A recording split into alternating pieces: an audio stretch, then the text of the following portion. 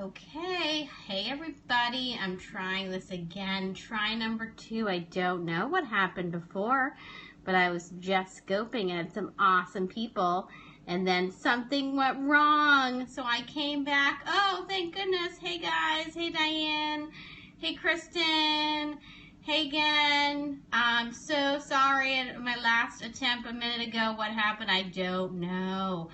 But I will start over because I am so excited. New people came in and Kane is back, and I'm sorry if I don't know everybody's names. Feel free to put them in the comments if you want. I'll try to remember. Bri, I think, came back in.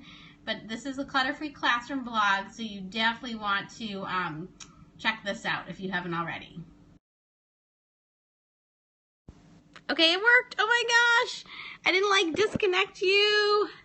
Little victories. All right, apparently some of you are also getting disconnected and dropped. I apologize. I hope it's not me, but thank you for the hearts. Yes, she is awesome. So I am coming to you with some tips for bloggers. So hopefully if you folks are on here, if you have a blog, feel free to say me or yes in the comments. But I am Bex. I am from the blog Reading and Writing Redhead, and I'm also an elementary school teacher. And okay, great, Diane, if you feel like it, or if anyone feels like putting their blog name in the comments, that would be awesome, because I don't think I've been to your blog, Diane. So feel free, free advertising, I don't mind. Or if you don't have a blog and you're considering one, these tips might help you once you get going. So I just spent last weekend in Rochester, New York with about 130.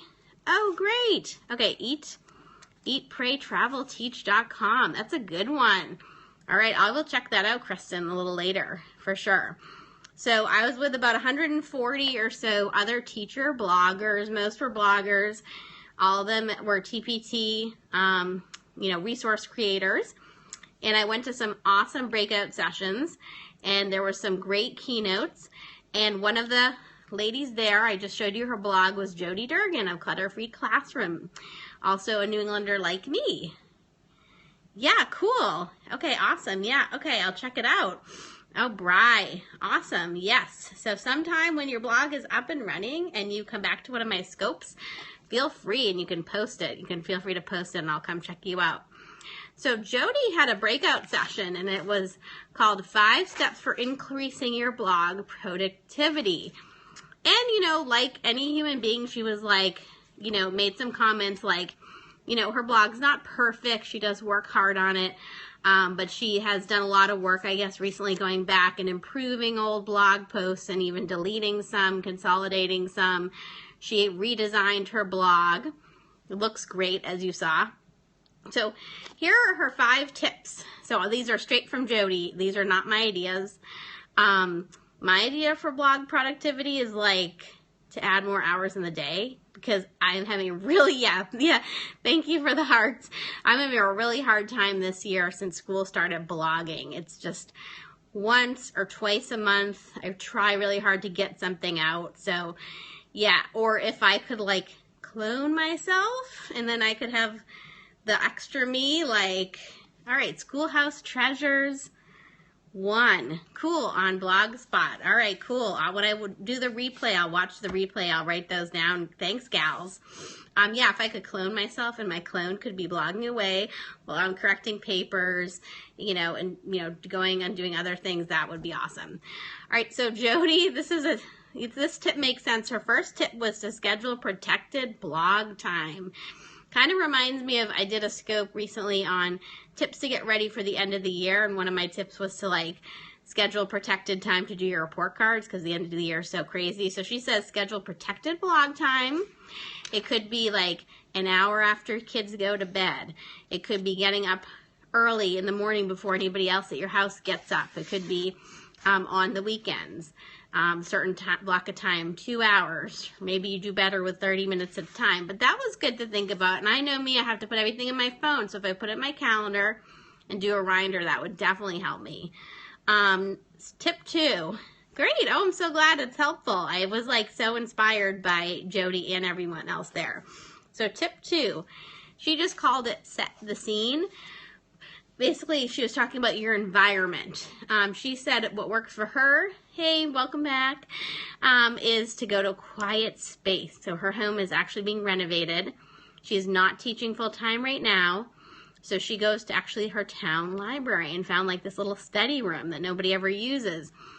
You might need to go to a special room in your house, the basement, Starbucks. I know tons of people like do great going to Starbucks or Barnes & Noble with their laptop.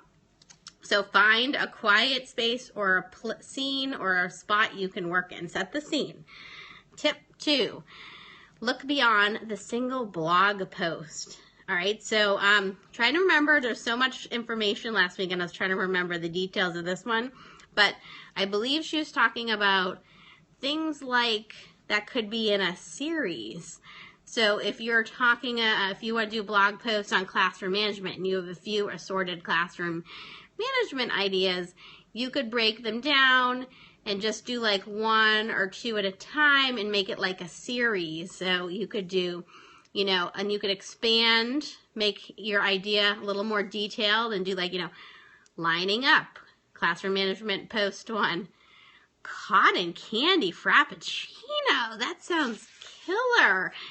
I bet you live in a different part of the country than I do because I have not heard of that. I'm in New England. A lot of people are still drinking hot drinks. That sounds like an awesome summer frappuccino flavor. I'm really jealous, so I'll be looking for that this summer or maybe this spring if it ever gets warm. So anyway, so think about like series or blog posts that can be connected with each other. And this is just my idea. I'm adding in, this wasn't from Jody, but I had talked to another blogger and we were thinking of doing connected blog posts with each other. And I don't want to spoil the details, but anyway, like I would do a post and she would do a post and we would link up and kind of advertise each other's posts because they would have a connection. Okay. All right. That is really a good hack. That is an awesome hack. I love that. All right. So tip 4. Okay, set a timer. So this might work for some people, but not everybody. So set a timer. So this would totally work for me. I know like when I'm doing taxes, when I'm entering things into my tax software, I like force myself to set a timer for like 15 minutes and be like, I'm going to do it for 15 minutes and then I can move on because I hate doing it. So with blogging, maybe set a timer for like a minimum. Or the opposite, you could set a timer for like the maximum amount of time for blogging if this is not my problem. But if you get too into it and you spend too much time and you neglect other things. So definitely not an issue for me. But definitely you could set a timer. And the last tip was number 5, tips for increasing blog productivity. Batch all the tasks. So I've actually heard a lot about batching with Jamberry because I also am a Jamberry consultant. And batching is when you take one type of task and you like just do a bunch of it all up front, like front load. So for example, Jamberry, that might be preparing samples to go out. So you might prepare like 15 samples so you have enough for like a month or 2. So with blogging, it might be it's like brainstorming blog posts. So batching that out, doing that all at once rather than like every week or 2 weeks be like, okay, I have to think of another idea. So spend one night just brainstorming that. You could spend another night searching for images or planning images to go with the blog posts you've brainstormed. So that's another way to batch things out.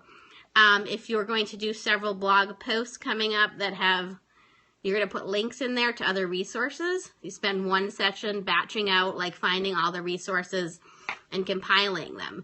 So then that will make it faster when it's actually, you're going to type up the individual posts and they just pop in the image. You already made the image. You can pop in your resources that you already put in like a Word doc or something. Because when I do it, I tend to be like, okay, I'm going to think of my idea. And now, let's see, I got to work on an image, and then that takes like a couple of days, and then I start looking for resources. But so the batching idea might help me, so that's definitely one I'm going to try. So again, those are tips from Jody Durgan of Clutter Free Classroom for increasing your blog productivity.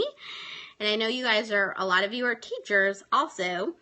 And I mentioned a Periscope I did on end of the year tips for teachers getting organized. So you can always go to katch.me and check those out, my old scopes. But if you are interested, here's my newsletter. Let's see if I can hold this up so you can subscribe. If you subscribe to my newsletter, which is for teachers, there will be a freebie that you can, that I will send you. That is a PDF of all my tips in writing for the end of the year. So bit.ly/, what is that, Reading Redhead newsletter. And it is cap sensitive, yes. And you can unsubscribe at any time. So feel free to check that out. I always have tips, advice. I sometimes have freebies. Like when you originally sign up, you'll get a freebie, but I include other freebies at other times. And sometimes I have prizes and giveaways that only newsletter subscribers are eligible to. So that's always fun. And I want to give a huge shout out to you guys. Thank you for sticking around. You're super sweet. I hope this was valuable to you and helpful. And it was really helpful to me to get all these ideas from all the talented ladies and gentlemen at the TPT flock meetup in Rochester. And thanks to Jody, who is a terrific gal. She's super funny, and she's such, she has so many great ideas. So thank you, Jody. All right, thanks, Diane. Thank you, ladies. Have a good night. Bye, everybody.